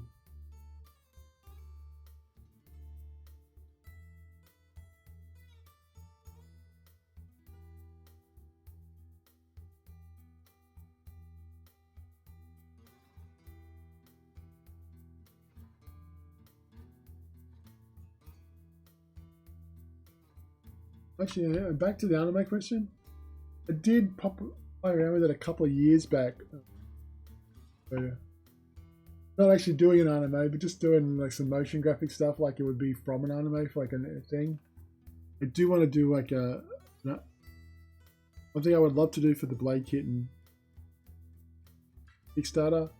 Probably not going to happen, but I really would have loved to have like stretch goal where it's get 30-second or a minute intro animated proper anime studio in Japan, because I've seen other guys do that with American stuff. That's something I'd really love to spend some money on just once.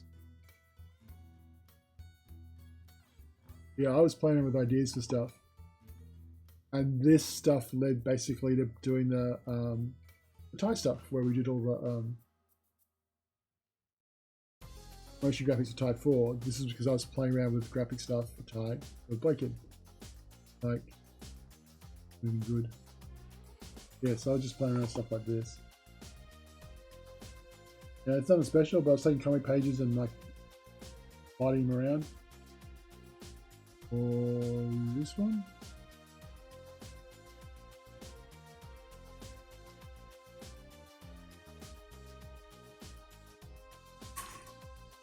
Or this one.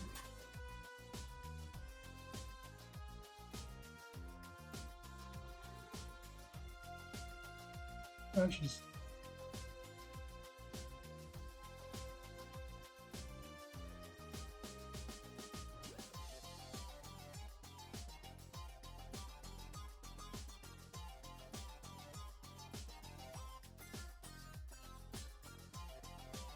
this is a work in progress one. Well, that is.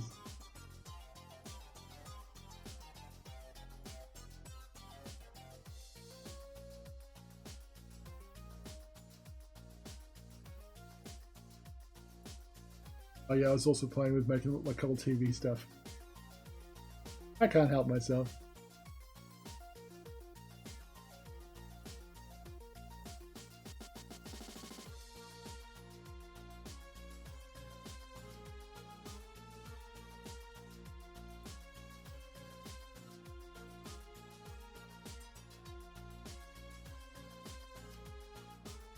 Oh, that was it.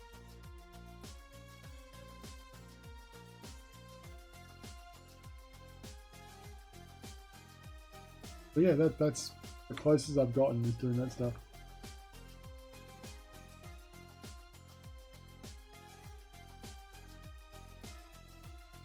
Made again, stretch goal for a Japanese animation studio to do an animated intro for Blade Kitten. Like an opening. Get some music and then just do a cool. I don't know what show would be the closest to it.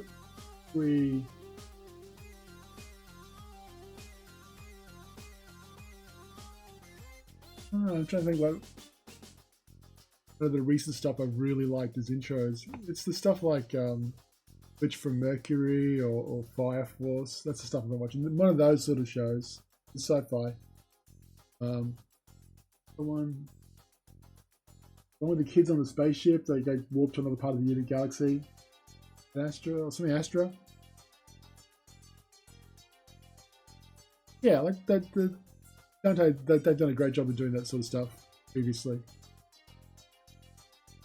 The Thai animated series, we're always trying to work on getting that done somewhere, so we might not be talking about it, but we are working on stuff towards getting that done if possible. Looking at ideas, talking to people, just finding out what's going on. Not a guarantee of anything happening, but you know, we want to do it, so it's going to try and Rob's really keen on doing it. He talks to a lot of video people.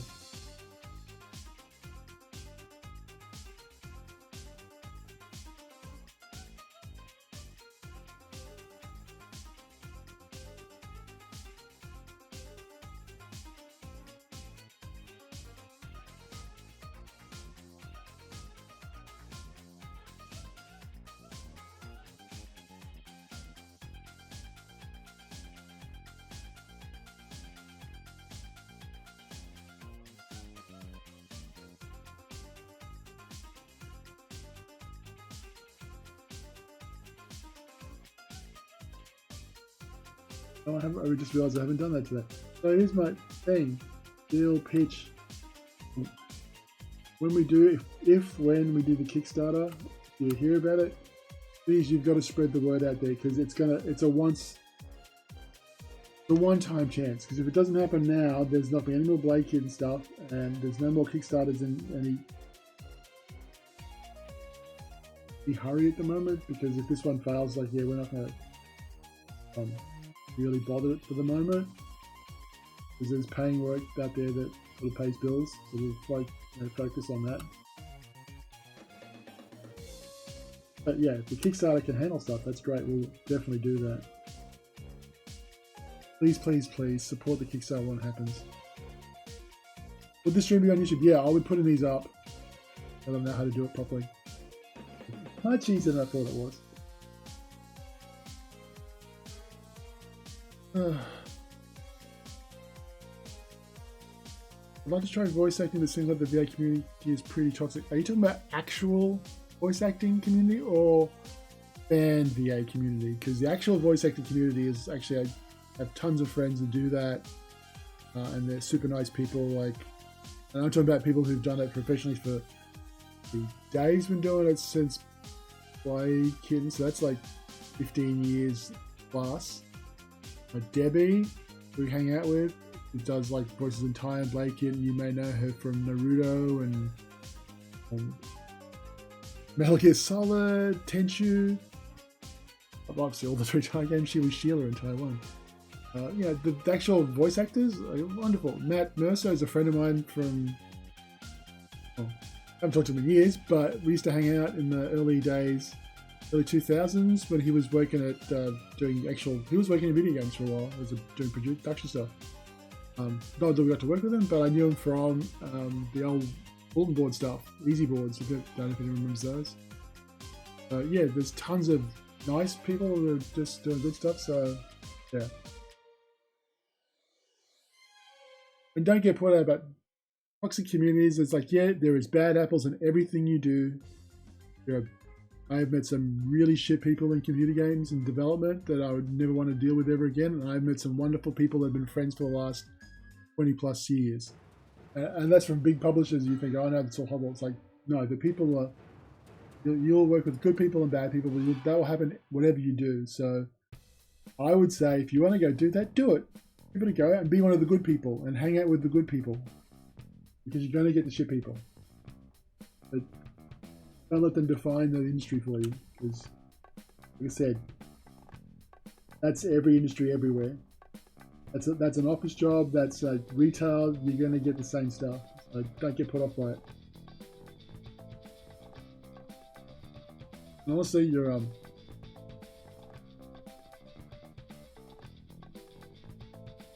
would I ever want to work on something together with what? By me or them?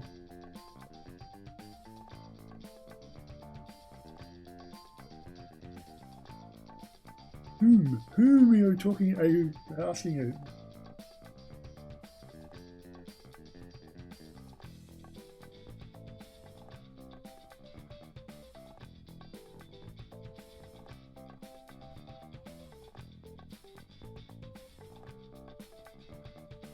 Yes, but whom? Whom would you...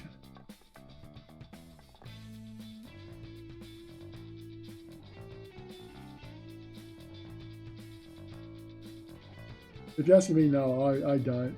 I'm happy doing stuff by myself just because it makes me happy. I do understand the pressure of working with a team and stuff that's involved, and I'm already got, that's my day job. I don't want that beyond that.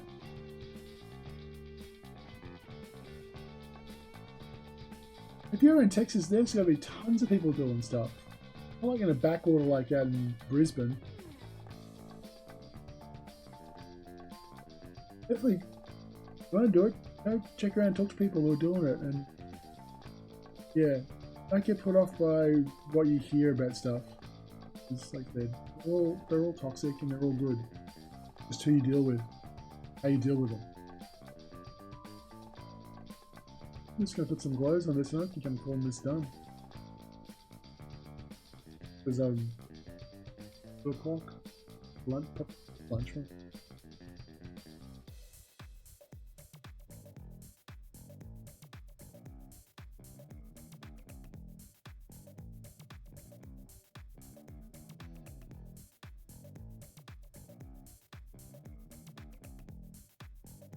Now you're not supposed to colour on a white background. But aren't you?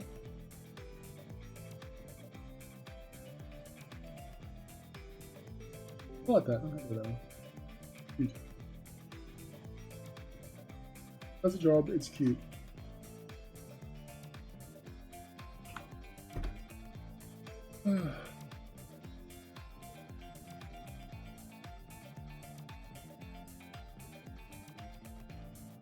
Well, I think I'm going to leave it there today.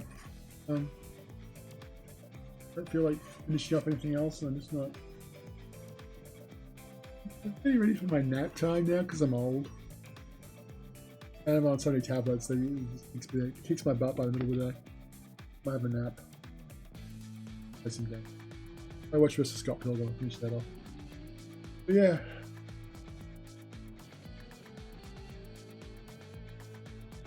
Maybe you could. I'm not saying no, but yeah. We hire normally and we do normal stuff with people, so that's the way it goes through. I actually have a director that we work with. We cast normally, like, here's how it works. There are people we've worked with before that have done voices, so we try and get them back. If there's any new voices, like when we did Kitten, they had cast a whole new cast. But yeah, we don't do things for free. I'm not doing anything though. Maybe if I do something for Gunnel, I might talk to want some voices and stuff, but I'm not at that point yet. That's way down the track. There's always test voices, yeah. But that's not going to get you in the game. Final stuff. I said you're in Texas. You're in like the heart of that stuff. If we ever need voices or a game design or anything, the Chrome, social media, the Chrome stuff, the actual specific Chrome ones, we'll have that because I do not hire people. That's not my job. I used to do that 20 years ago. It's hard work, stressful, and I don't deal with that stuff anymore. So yeah, if you want to do that, keep an eye on the Chrome stuff because when we do get projects and stuff, sometimes we do look for people. But we're only a small company now. We've only got we work with people we've worked with before who've done stuff, usually on contract. So just being straight. I don't want to get people's hopes up and stuff like that. So yeah, could happen. We'll let you know if it happens. It'll be online, but don't hold your breath for stuff. Just to